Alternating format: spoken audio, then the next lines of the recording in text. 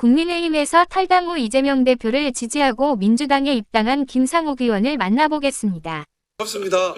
결정할 때 네. 계획을 세우고 그걸 또 지키는 게 중요하다고 생각해요. 그래서 또 책임 있는 정치인이라면 이럴 때 뭐 비겁하게 그냥 묻어가는 것이 아니라 생각을 정확하게 얘기하는 게 이유를 적시하면서 그게 중요하다고 생각했고, 혹시 이재명 후님과 사전에 전화로라도 교감을 하였다거나 없이 일방적으로 혼자 결정하셨나요?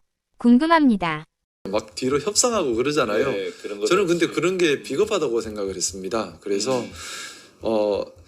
제가 국민의힘을 탈당할 때 국민의힘에 잔류할 것인지 탈당할 것인지의 여부, 그리고 대통령 후보를 누구를 지지할 것인지 여부, 그다음에 이 이후에 저의 거취를 완전히 나누어서 생각하겠다. 그래야 그 생각들이 오염되지 않는다는 생각을 했어요. 나누지 않아 버리면 오염이 되지 않습니까? 내 이익 때문에 판단이 오염돼 버리면 그거는 제가 신뢰가 되는 일이기 때문에 또 비겁하지 않고 싶었습니다. 그래서 다 따로 나누어서 하나씩 판단하고 있고요.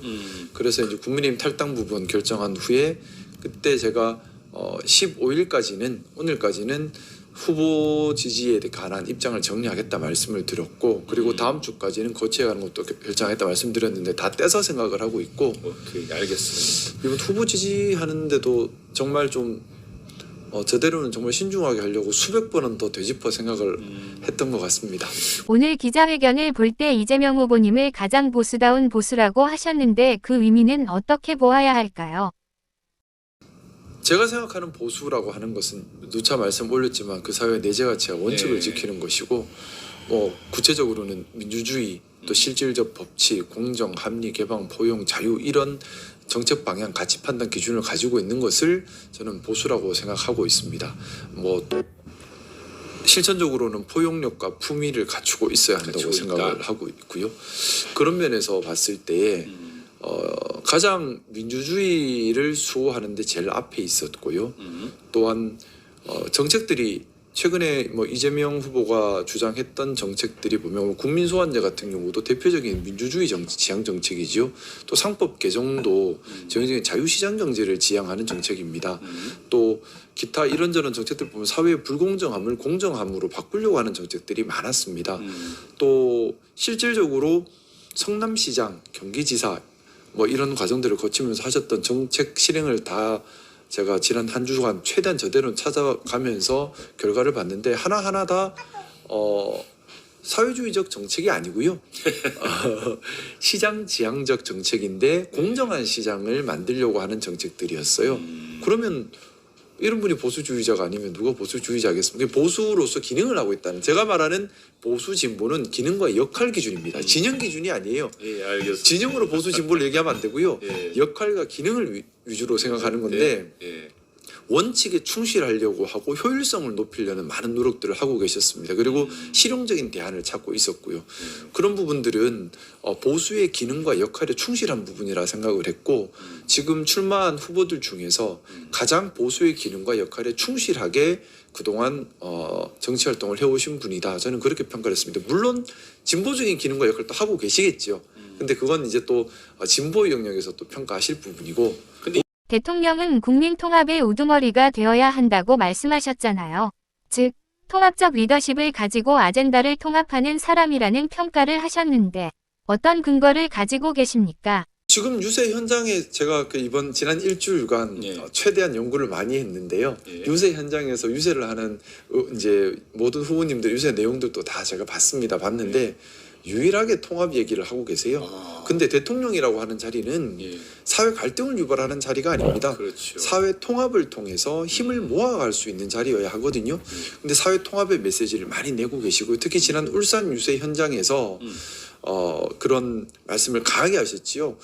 대통령이라고 하는 것은 국민을 통합하는 우두머리이다라는 말씀을 하셨고, 또 본인 스스로도 원칙을 지키는 보수가 진짜 보수다, 그런 정치를 해왔고 앞으로도 하겠다는 취지의 말씀을 하셨습니다. 그런 부분들이 지금 다른 후보들은 그런 얘기를 안 하고 있거든요. 다른 예. 후보들은 도리어 진영 논리를 다시 다 가지고 왔어요. 도리어 우리 진영이 지면 안 돼, 이 얘기만 하고 있고, 우리 진영에 대안이 없으니 내가 대안이 되겠다는 얘기를 하고 있고 이러고 있습니다. 근데 진영을 넘어서 국민을 위한 정치를 하겠습니다 한 얘기는 이재명 후보만 지금 하고 있어요. 그 부분도 제가 정말 필요한 말씀이다. 공감하는 말씀이고 박수치고 함께하고 싶은 말씀이다. 그렇게 보니 김상욱 의원님이 평소에 얘기하던 지론과 완벽하게 일치했네요. 하나 더 물어봐야겠는데요. 성남시장과 경기지사 재직 중 행정이나 정책, 혁신에서 축적한 경험이 대단히 성공적이었다고 평가하셨는데 감동적인 모습들이 어떤 것이 있었을까요? 좀 다른 분들과는 제가 감동받은 부분이 다를 수는 있어요. 예. 제가 감동받은 부분은 원칙을 지켜가는 부분입니다. 예를 들어서 성남시장 할 때 계곡에 예. 그 불법 상인들을 몰아낼 때 예. 사실 표만 생각한다면 그렇게 할 이유가 없잖아요. 경기지사 때. 경기지사 때 예, 예. 표만 보면 그렇게 할 필요가 없지 않습니까? 그렇죠. 근데 보통 나서서 일이 아니죠. 예. 욕을 먹더라도 원칙을 지키셨고 그게 이번 부산 유세 현장에서도 또 워딩으로 나옵니다. 부산 시민들이 다들 바라는 게 산업은행 이전이죠. 그래서 너나 할 것이 산업은행 이전을 공약으로 꺼내왔습니다. 그러면 사실은 너나 없이 하고 있기 때문에 적극 검토하겠습니다 하면 표 얻기는 좋죠. 근데 그렇지. 유세 현장에서 그 말씀을 안 하시고 지킬 수 없는 공약은 안 합니다. 부산의 산업은행 네, 유치를 다들 어렵다. 원하시지만 네. 저 그 얘기 못 합니다. 지킬 수 없는 공약입니다. 대신 북극 항로가 개척이 되니까 이걸 가지고 부산의 미래를 열어야 합니다라는 대안을 얘기하셨거든요. 그런 모습에서 원칙주의적인 기회주의적이지 않은 모습을 볼 수 있어서 저는 그런 부분이 참 책임감 있게 접근하고 있다라는 생각을 했어요. 또 감동을 줬군요. 저랑 생각이 같은 부분이 저는 지킬 수 없는 공약 예. 또는 책임질 수 없는 언행은 예. 품위가 없는 것이고 정치인으로 자격이 부족하다고 생각을 해요. 그런데 지킬 수 있는 말을 책임 있게 하려고 하는 거지 않습니까? 예. 저는 이제 보수의 기능과 역할이라는 관점에서 봤을 때 그렇게 하는 것이 진짜 보수주의자라 생각을 하고요. 그래서 제가 참 보수단 말씀을 감히 썼던 것입니다. 이재명 후보님에 대해서 꼼꼼히 알아보셨군요. 솔직히 말씀드리면요. 네.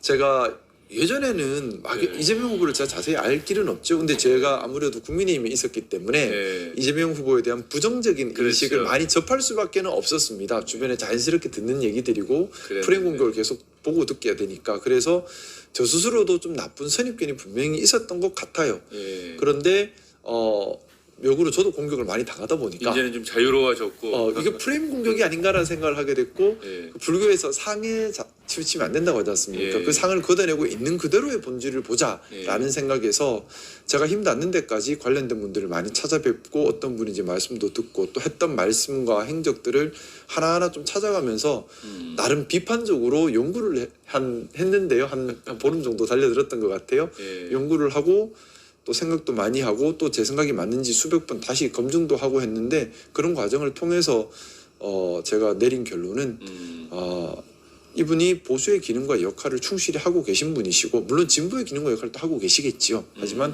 보수주의자의 관점에서 봤을 때도 보수의 기능과 역할을 충분히 하고 계시고 그걸 떠나서 21대 대통령 사실 저는 제일 중요한 것이 국가 과제를 해내는 것이라고 생각합니다.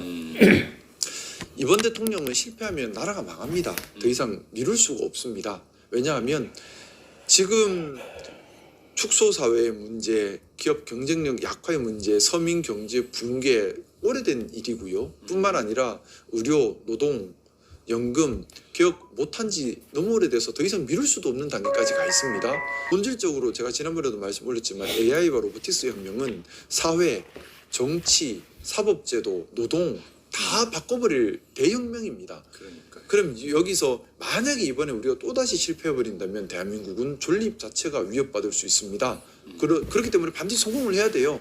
이 일들을 하려면 대통령이 될 사람은 철저한 민주주의자면서 동시에 사회 통합을 지향하면서 하면서 개혁 과제를 완수할 추진력과 의지와 능력이 있어야 하고 그렇죠. 그리고 또 AI 시대 변화를 선도할 식견과 또 의지와 능력이 있어야 돼요.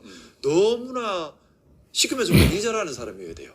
그러면 지금 거론되고 있는 여러 후보들 중에 누가 가장 이 일들을 해낼 수 있는가를 고민했을 때 저는 이재명 후보만이 이 일을 할 수 있는 상황이구나라고 판단을 내렸습니다. 김상욱 의원님 하시는 모든 일들이 적당히 하시는 일이 없음을 알았습니다. 저보고 무슨 보수의 배신자다, 이재명 후보가 어떻게 보수주의자냐라고 하시는데 예. 다시 한번 말씀드리지만 진영으로 보수 진보를 볼 일이 아니에요. 기능과 역할로 봐야 되는 그 겁니다. 얘기는 이제 안 하셔도 됩니다. 아침부터 하도 또 욕을 많이 먹어서요. 아니 근데 배신자 얘기는 좀 그렇긴 하지만 네, 김문수 후보에 대한 평가는 좀 하고 가야 될 것 같은데요. 저는 좀 송구한 얘기지만 예. 대통령 자격이 처음부터 없는 분이라서 김문수 후보에 대해서는 제가 뭐 사실 깊이 있는 연구 자체를 안 했습니다. 예. 이유는 이번 대선이 12.3 사태 때문에 치러진 벌어졌잖아요. 예. 대선입니다. 근데 12.3 사태 때 사과조차 하지 않은 사람입니다. 그랬죠. 사과조 안 했죠. 근데 무슨 대선 후보의 자격이 있겠습니까? 사실은 국회에서 꼿꼿하게 서서 지켰다고 해서 자랑스러워 하는 데에 대해서는요. 그렇기 때문에 대통령의 자격이 없는 거죠. 아니, 그러니까요. 국민들께서 그 일로 얼마나 불안하셨고 또 음. 국가적으로 얼마나 큰 손해가 발생을 했고 무엇보다 반헌법적, 반체제적, 반민주적, 반보수적 행위였는데 그때 당시에 국무위원이었던 사람이 정치적 도의적 사과조차도 거부한다. 사과를 거부한다는 건 또 할 수 있단 말이죠. 그런 상황이면 또 할 수 있다는 반증이지 않습니까? 대통령이 될서는 안 되죠. 자격 요건 자체가 흠결이라고 봅니다. 김문수 후보는 아주 독특한 사고를 하고 있습니다. 일제강점기 시절에 송기정 선수가 일장기를 달고 뛰었지 않습니까? 그 모습을 보며 당시에 우리 선조들의 국적이 일본이었다. 그래서 일장기를 달고 뛴 것이라고 하면서 사실상의 일제강점기를 합법화시키는 발언도 아주 많이 했었습니다. 이에 대해서는 어떻게 생각하시나요? 그게 결국에는 소위 말하는 뉴라이트 사관 때문에 그러신 것 사관이죠. 같은데요. 예. 뭐 다 떠나서요. 네. 저는 12.3 사태에 대해서 책임지지 않는다는 것 하나만으로도 네. 저는 제가 누차 예전에 제가 국민의힘에 있을 때도 여러 번 말씀을 올렸는데 국민의힘이 후보를 낸다면 최소한의 자격 요건은 비상계엄 해제에 나서고 탄핵에 적극 찬성했던 그것이 최소한의 자격 요건인데 그 자격 요건조차 갖추지 않았기 때문에 능력 부분은 검증할 필요도 없게 돼버리는 거죠. 김문수 후보가 부정선거 음모론자인 건 알고 있죠. 이분이 아주 그냥 곳곳에 이번에도 후보 수락하면서 사전투표제를 폐지하겠다 이런 얘기도 했어요. 그리고 장관 예정 이전부터 부정선거 음모론에 가세를 해가지고 우리나라는 이제 부정선거를 선관위가 하고 있고 현재 국회의원들이 부정으로 당선된 것처럼 얘기를 자꾸 하고 있는 데에 대해서 한 말씀 해주시죠. 이런 데서 사실은 제가 이번에 이재명 후보를 많이 연구하면서 또 예. 품위 차이가 나는 거죠. 이재명 후보 0.7% 차이로 대선에서 졌을 때에 예. 부정선거는 얘기 안 했죠. 안 했죠. 그냥 바로 승복을 했죠. 승복했죠. 왜냐하면 그게 민주주의를 지키는 거니까. 예. 완벽할 수는 없을 겁니다. 하지만 선거 자체에 대해서 부정선거론 음모론을 제기한다는 것은 선거제도 자체를 부정하는 것이고 민주주의를 위협하는 음모론이라서 본질적으로 정말 질이 나쁜 음모론이에요. 그렇죠. 물론 선거에 하자가 있을 수는 있어요. 그러면 기본적으로 민주주의자라면 태도는 선거제도를 존중한다. 그리고 선거제도가 완벽할 수는 없지만 수긍한다. 하지만 이런 점에 대해서는 의문이 있으니까 법적인 절차를 통해서 밝혀보겠다 정도 하면 되는 거지. 법적인 절차를 통해서 이미 문제가 없다는 게 130여회 넘어 판결이 나왔다고 제가 어디서 봤던 것 같은데요. 아니 법적으로 아무 문제가 없다고 판결이 계속 나오고 있는데 그럼에도 불구하고 믿을 수 없다라고 음모론을 계속해서 만들고 특히나 제가 지금도 기억나는데 예전에 그때 뭐 중국 사람들이 선거에 비해서 부정적으로 하다가 미군한테 잡혀가지고 어디로 가고 그런 소문이 있었잖아요. 근데 그게 사실 무근이라고 미군이 사실은 그런 거 없다 하는데도 계속 음모론을 퍼뜨려 나가요. 이거는 악의적인 거잖아요. 그런 음모론에 기댄 부정선거론? 일단 부정선거론이란 말 자체에 저는 동의할 수 없고요. 선거제도는 우리가 존중받아야 됩니다. 그리고 사람이 하는 것이니까 하자가 있을 수는 있겠죠. 그거는 합당한 비판을 통해서 개선해 나가야 될 거지 부정선거론으로 모든 걸 정당성을 없애버리겠다 하는 것은 선거 불복의 다른 이름이라고 생각합니다. 조배숙 씨 등이 부정선거 가능성에 대한 이야기를 많이 벌써부터 불복하겠다.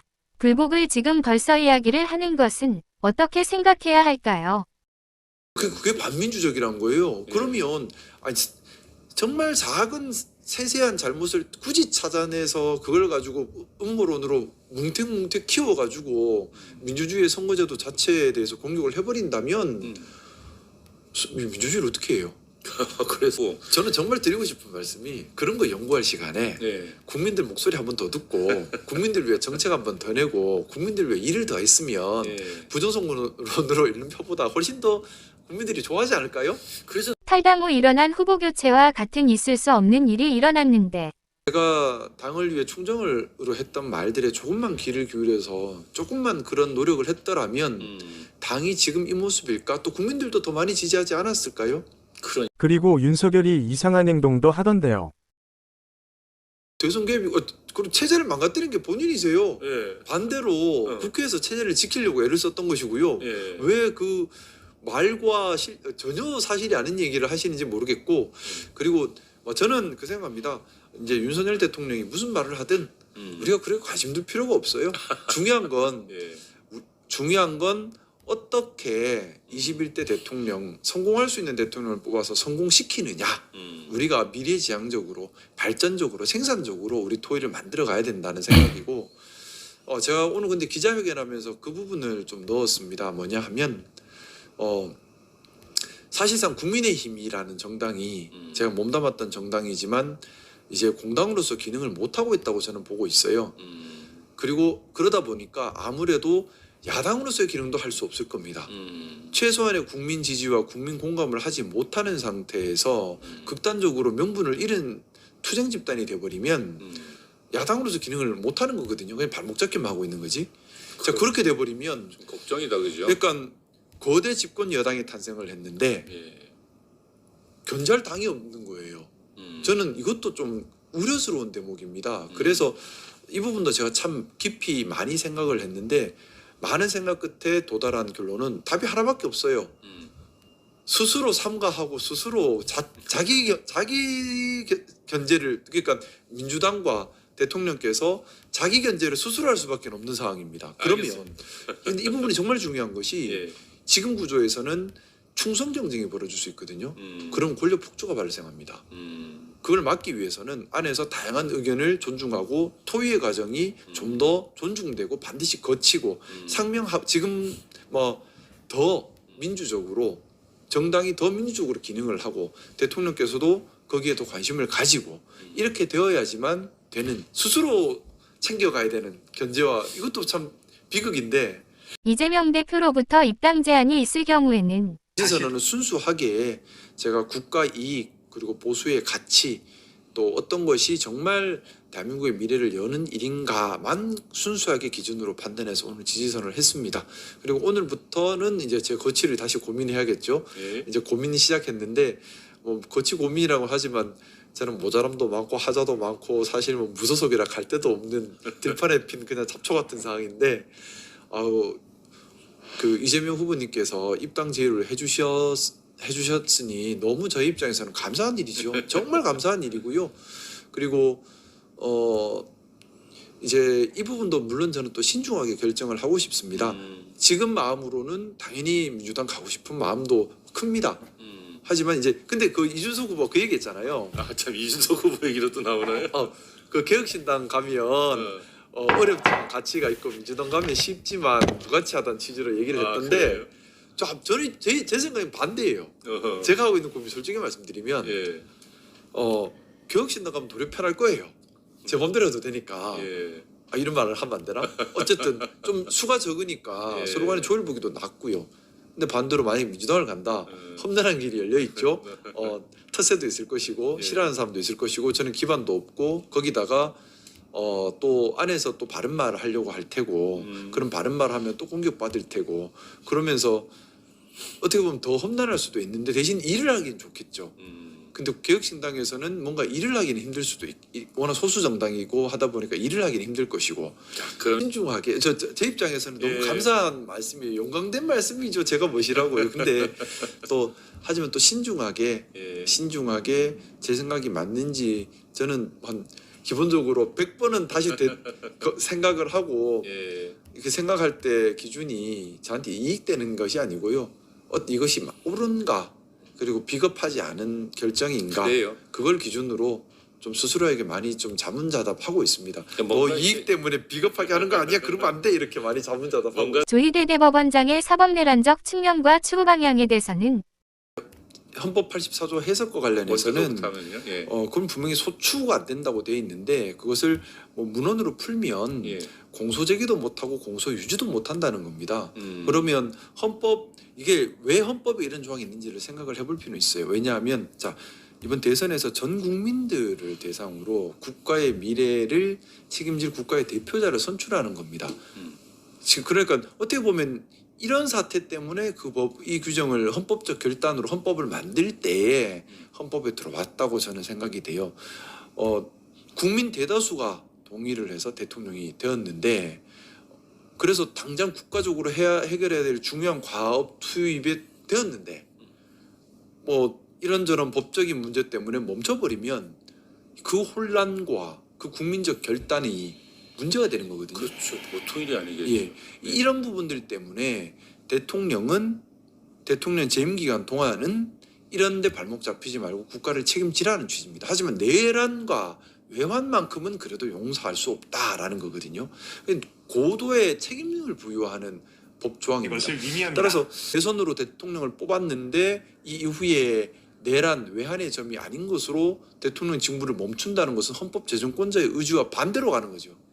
그래서 헌법재정권자의 의지대로라면 그런 잘못이 있다 하더라도 대통령의 권한이 유지가 돼야 되는 겁니다. 오케이. 그리고 관련해서 뭐 지금 저는 법 문헌 해석만으로도 충분하다고 생각하는데 예. 불안한 마음에 하위 법령을 만든다면 그것은 뭐 헌법에 위배되지 않는 법령이니 또 헌법재정권자의 재정 결단과도 위배되지 않는 것이니 충분히 정당성이 있지 않나라는 생각을 예. 기본적으로 가지고 있어요. 이건 순수하게 네. 법조인으로서의 생각을 말씀드린 거예요. 알겠습니다. 일단 사법부 개혁의 방향은 저도 뭐 변호사 출신이긴 한데 참 쉽지 않아요. 예. 쉽지 않은 것이 사법부는 분명히 독립적으로 판단을 할 수 있어야 됩니다. 외부에 휘둘려 버리면 어떻게 사법부에 권위가 있으며 우리가 또 그 결정을 따를 수 있겠습니까? 하지만 동시에 사법부가 소위 말하는 엘리트주의에 빠져서 본인들이 세상을 이끌고 간다는 생각에 빠져버리거나 예. 아니면은 사법 외의 영역에 영향을 미치려고 하는 상황이 돼버리면 예. 마찬가지로 폐해가 생기거든요. 그 적절점을 찾아내야 하는데요. 김상욱 의원님, 수고하셨습니다. 화이팅! 시청자 여러분의 구독과 좋아요는 영상 제작에 큰 도움이 됩니다.